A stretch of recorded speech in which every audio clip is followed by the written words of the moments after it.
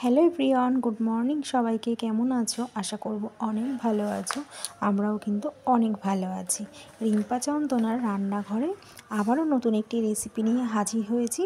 আজ নিয়ে এসেছি এঁচোড়ের পকোড়া। তাহলে চলো আজকের রেসিপিটা তোমাদের সঙ্গে শেয়ার করছি। আমরা বাড়িতে কিভাবে এঁচোড়ের পকোড়া তৈরি করেছি। খুবই সিম্পল পদ্ধতিতে কিন্তু এই পকোড়া তৈরি করেছি, আর এই পকোড়া খেতে কিন্তু খুবই ভালো লাগে। এঁচোড়ের পকোড়া এতটা সুস্বাদু হয়, না করলে কিন্তু আপনারা বুঝতে পারবেন না।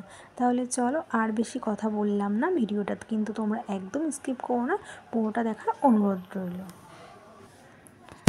তো প্রথমে আমরা এঁচোড় কেটে নিয়েছি, এঁচোড়গুলিকে বেশ বড় বড় করে কেটে নিয়েছি। এবার কিন্তু আমরা ভালো করে ধুয়ে প্রেসারে লবণ, হলুদ, সামান্য জল, সামান্য একটু সর্ষের তেল দিয়ে কিন্তু আমরা একটি সিটি দিয়ে নেব। তো দেখো আমাদের কিন্তু সেদ্ধ হয়ে গেছে, ঠিক এরকমই কিন্তু সেদ্ধটা হবে। এবার এঁচোড়টাকে কিন্তু আমরা ভালো করে জল ঝরিয়ে ঠান্ডা করতে দেব। দেখো আমরা এঁচোড়টা ঠান্ডা করতে দিয়েছিলাম। এবার 4 থেকে 5 চামচ আমরা বেসন দেব, 2 চামচ কর্নফ্লাওয়ার দেব, হাফ চামচ হলুদ গুঁড়ো, আর কিন্তু স্বাদ মতো লবণ, হাফ চামচ চিনি, আর হাফ চামচের হাফ একটু গোলমরিচ গুঁড়ো, আর দেব 1 চামচ আদা, রসুন, কাঁচা লঙ্কা বাটা দিয়ে কিন্তু ভালো করে কিন্তু আমরা মিহি করে হাতে মেখে নেব।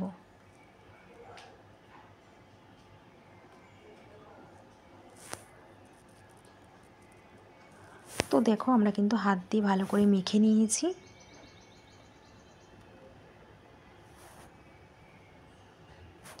এবার কিন্তু আমরা পকোড়ার আকারে গোল গোল করে নিয়েছি।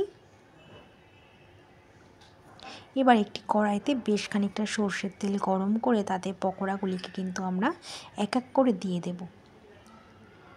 তো দেখো আমরা পকোড়াগুলিকে কিন্তু দিয়ে দিয়েছি। এবার পকোড়াগুলিকে লাল লাল করে ভেজে আমরা তুলে নেব।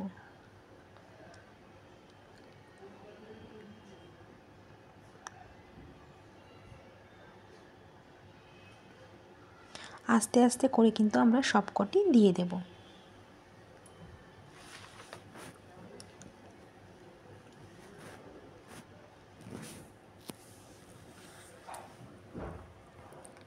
তো দেখো আমাদের সবকটি পকোড়া কিন্তু দেয়া হয়ে গেছে কড়াইতে। এবার পকোড়াগুলিকে আমরা ভেজে নেব।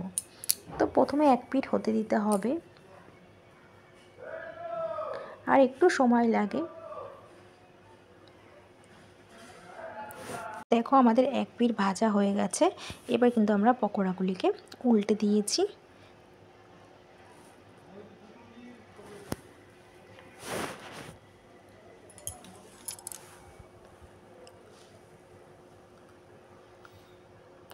এরকম করেই কিন্তু আমরা পকোড়াগুলিকে বেশ লাল লাল করে ভেজে নেব।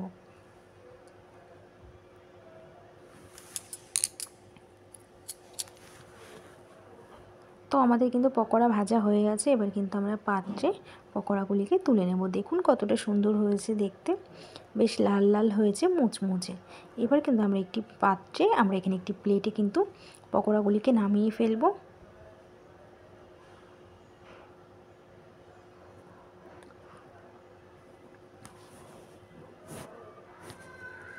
তো দেখো কতটা সুন্দর হয়েছে পকোড়াগুলি দেখতে।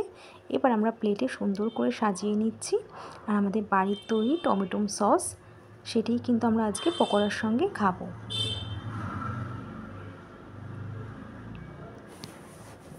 এবার একটু স্যালাড নিয়েছি, আর এখানে পেঁয়াজ নিয়েছি, রিং করে আমরা কেটে নিয়েছি স্যালাডের মতন করে, আর সঙ্গে টমেটো সস আমরা বাড়িতেই তৈরি করে ফেলেছি।